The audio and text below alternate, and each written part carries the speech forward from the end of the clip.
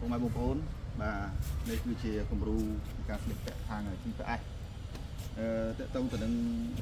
អានេះយើងអត់មានខ្សែកញ្ចែដោយសារឥឡូវនេះខាងគោដៅគេថាមិនបាច់ដាក់ក៏បានដែរអញ្ចឹងណាប៉ុន្តែតកតងទៅនឹងការស្លៀកពាក់ grooming hygiene នេះគឺត្រូវរៀបរយជាប្រចាំ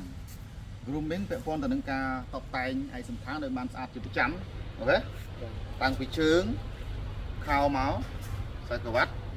អាវហើយមួកហើយប៉ុណ្្នឹងស្អាតនៅបងប្អូនមើលវាយតម្លៃមួយស្អាតនៅប៉ុណ្្នឹង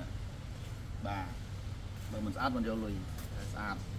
អញ្ចឹងតកតងទៅនឹង grooming hygiene នេះពាក់ព័ន្ធទៅនឹងអនាម័យមិនមែនស្អាតតែឯកសណ្ឋានទេសក់ក៏ត្រូវខ្លីដូចខ្ញុំប៉ុណ្ណេះដែរអូខេសក់ចកដៃអត់មានតុកព្រោះណាតុកអត់មានតុកណាចកដៃអត់មានត្រូវតុកគេអាចចំមុះអីអត់ទេណាតិចថាតុកកញ្ចក់ដៃគេអាចចំមុះអូខេអានេះពាក់ព័ន្ធទៅនឹង grooming hygiene ណាគឺត្រូវរៀបរយរៀបស្អាតជាប្រចាំហើយខោអាវបោកគក់ឲ្យមានមិនបាច់ថាចូលម៉ាស៊ីនភ្លីឲ្យភ្លឹងក៏បានដែរបើគ្រាន់តែថាសំខាន់កុំឲ្យមានอะไรណែស្អីគេហៅថាលិបលុះអញ្ចឹងណា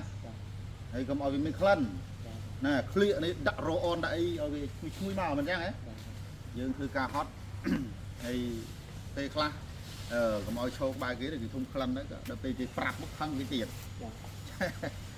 នេះគ្រាន់តែជាការណែនាំឲ្យប៉ុន្តែការពិតស្អាតប៉ុណ្ណេះបានហើយយើងមិនបាច់ពិបាកដាក់ក្រងឯកសណ្ឋានច្រើនពេកទេក្រងឯកសណ្ឋានច្រើនពេកពេលខ្លះ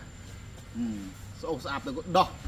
មកដំបងមានអាវក្រោះមានស្អីច្រើនពេកដល់ពេលក្តៅពេកមានអីស្អាតទាំងអស់ទីបំផុតធ្លាក់តាលីអូមិនគួរយាមតែយ៉ាងអត់ទេណាបាទអូខេប៉ុណ្ណឹងចុះ